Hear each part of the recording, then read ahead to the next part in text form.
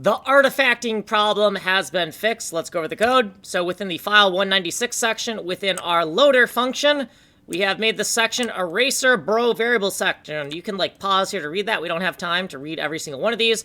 And we're going to loop through every single pixel on the 512 by 512 chunk of memory that encodes the current level pack. We're going to globalize that pixel address, turn it into an index, get the component address, and then we're going to erase that pixel. We're just going to set zeros in the red, green, and blue and alpha slots. And then we are going to mark that pixel as dirty with this helper function here. This is super fucking slow, so we're going to give a little warning here. And actually that warning probably shouldn't go in the loop, but it works, so whatever. It's fucking done for now. Okay, so eventually you want to put more optimized code here, but this could be 6 months in the future. And then erasing the prefab data, that could also be 6 months in the future or never, depending on if we decide to use the prefab data in the manner that we think we're going to use it. So right here is what we did previously, and then we had a whole bunch of footnotes and stuff, and here's what we did in this video. If you want a longer, more thorough explanation, you can go here to the Ninja Coder channel. You're on the advanced playlist on Kanji Coder, where we don't explain any mundane bullshit that you should know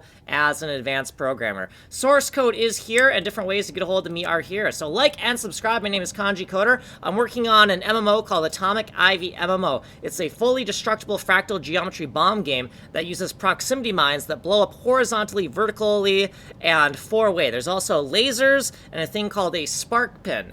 So if you're interested in seeing how a game engine is built from the complete ground up, you can follow me. I write the code in a C99 style, so if you hate JavaScript, it's not totally a problem, because I also fucking hate JavaScript, right? You know, it's like, if you build houses, do you fucking love hammers? Are you in love with fucking hammers? No, you use a hammer, because that's what you got, that's the tool you need to use, right? If we're making a little online web game, right, the easiest thing to do, the tool to use, is JavaScript. Does that mean I love JavaScript? No, it does not. I definitely like C more, and so I am going to use a C style when I make this code base. Like and subscribe.